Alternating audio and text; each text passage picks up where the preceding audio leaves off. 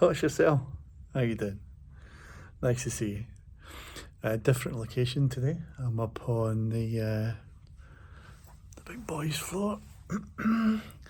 Its own special lift. So I've obviously got I'm in the 41st floor, which is one below the main board area. This is for 2 weeks while I'm standing in for my big boss who's on holiday, and so yeah, I get to go up in the special lift. And anyway, I've got my usual egg muffin to have, and then I'll come back and talk to you. So yeah, how are you? I talk personally to the screen because I know a lot of my colleagues I've worked with before up in Edinburgh, maybe at Lloyd's and Coutts Bank, NatWest, Barclays. You know, I've worked over. Yeah, actually, this is my 6th decade in the business. I was just counting them this morning. 6, like what? Yeah, because I started in the 70s, late 70s, and actually because I went to college studying computers at the time when nobody knew what computers were. Late 70s, 84 was the personal computer, so this before anybody knew what they were. And everybody just said, what do you do all day? Well, this is my mates who worked in construction. You just press buttons all day, don't you? And even to this day, they're probably right. Yeah, it's the QWERTY keyboard. Is I just press buttons all day, much the same way that you do as well. And probably everybody across the planet just pushes buttons all day. We do a bit of thinking and then we push buttons. So yeah, it's an interesting world, and yes, my 6th decade. So I learned at college punch cards, and I worked on paper tape, but I didn't get them at college. And then we had acoustic couplers, so to connect our college to the central Glasgow College, we used acoustic couplers to send our punched cards via data. And acoustic couplers, when your telephone handset plugs into it, so it actually sends the signals you used to hear for faxes. He sends them over the acoustic coupler, and that's how programs get sent between different locations. It's just bizarre in the way you think about it now. Like now we've got ChatGPT, which actually you just tell it to create a program for you. And yeah, so actually there's a few people been trying to get hold of me about ChatGPT. They've got this new open API, and it's for corporates, and there's another one with it's got security for AI. It's got all the vulnerabilities for all the open AI. So yeah, those are pioneering. I don't even know if we've got anybody looking at that. I hope we have. I'm sure we have somewhere. But I need actually ChatGPT to tell me, hey ChatGPT, who's looking after ChatGPT? There's such a big organisation, you just don't know where to find people.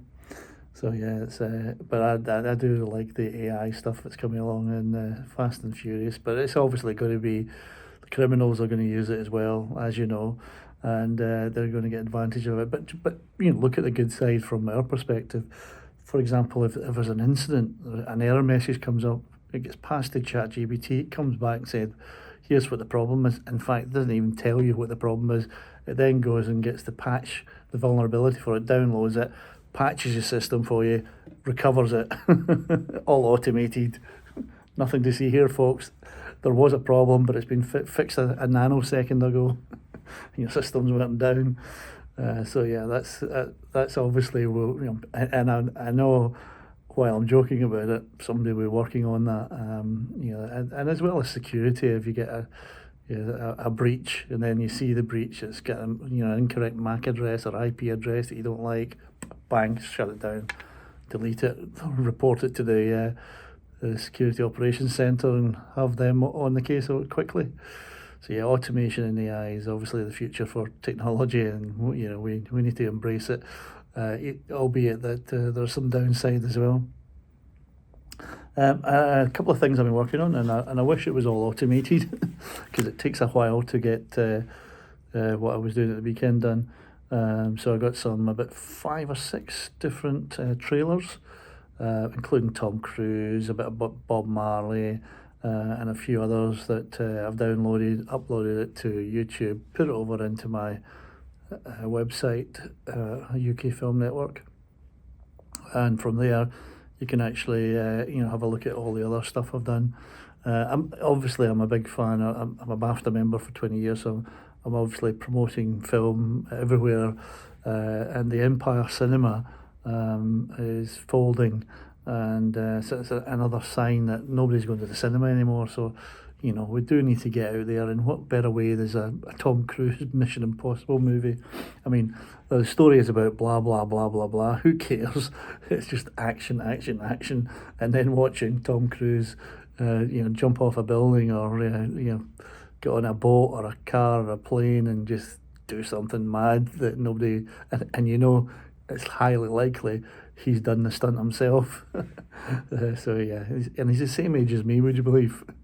Oh dear, yeah, he's just, you see him running and all that, and you think, okay, I give up. I know I'm doing a wee bit of acting at the moment, but I think, don't give me any of those jobs. I've actually got something coming up, and it's a guy, it's the same writer as I did a play with last year, and he's resurrected an old character, a guy called Fife Robertson, who was actually in this, a real person in the 70s on TV, on BBC TV, a very Highland Scottish character. And so this time he's getting me saying something like, hello, I'm standing here today outside the village distillery, and I don't think I'll be standing much longer. So there's lines like that. So it's looking forward to it. I'm always excited. You learn your lines, and then you go up, and then you get the adrenaline rush, much as I do in the meeting here when I'm running 1,500 people in a meeting. I'm like, okay, and you got to look forward to it. Most people, get scared when they get that adrenaline rush, but actually settle into it. Just see it as, it's going to be good. It'll be helpful for you. Actually, adrenaline does boost your performance. But that initial scary bit of, oh, it's a bit like turbulence in an airplane. Think, oh, where's this going? Just breathe. Keep calm, and then you get over it fairly quickly. And then the adrenaline kicks in not too long after, and then you're on fire. And at the end of it, you've got a big come down because there's a big rush. But yeah, it's fantastic. So go and see my UK film show trailers. It's on ukfilmnetwork.com. I'm not speaking this time. I've done a couple where I'm introducing. This time I thought, just too many for me to do. So I've just put the trailers right up there, courtesy of obviously the various production companies. They do allow me to publish these. As a BAFTA member, I get access to various control panels, etc., that allow you to download these and promote them. The other thing I promote is theatre, as you probably know. I've got some theatre tickets that form the Ambassadors Theatre Group, and they give me a link to their sites to get better prices, etc. So have a look. Nigel Havers and Luke Evans are in the West End, so they're always good to see, and so hopefully the tickets aren't too mad for you, and you get to see it. You get to the front for 200 quid, much like going to see a Bruce Springsteen concert or something, or a Billy Joel.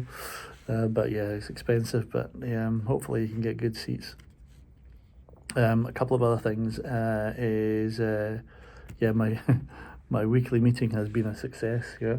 But now I'm getting plenty of people asking me, if you'd like to help, which is great.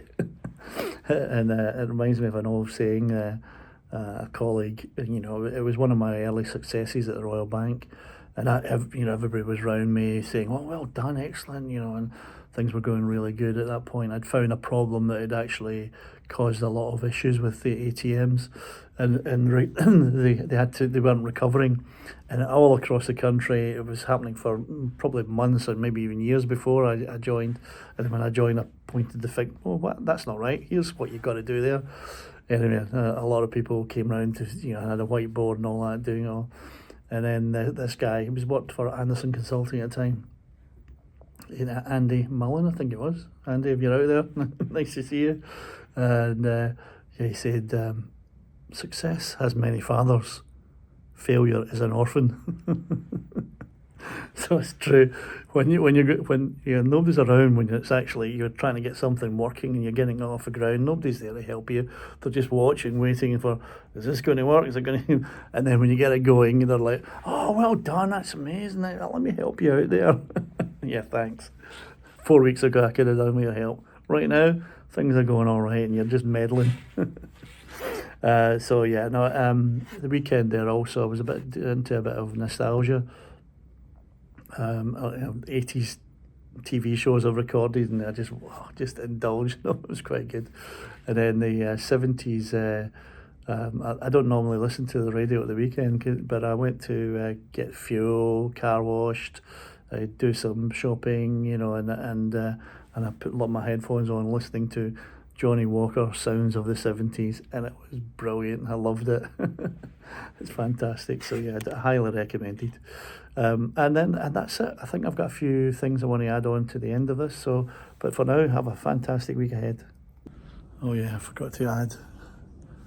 We've been watching the game for Djokovic. Oh my God. Just when you thought you had somebody with a great serve who actually is capable of beating him, and then he gets about 6-3 ahead, and then he fails at the last minute. It was frustrating, isn't it? It's just we must have somebody that can beat Djokovic, but I don't know who it is, or whether he'll retire before he, does get beat. It's just not pleasant. It's robotic, isn't it?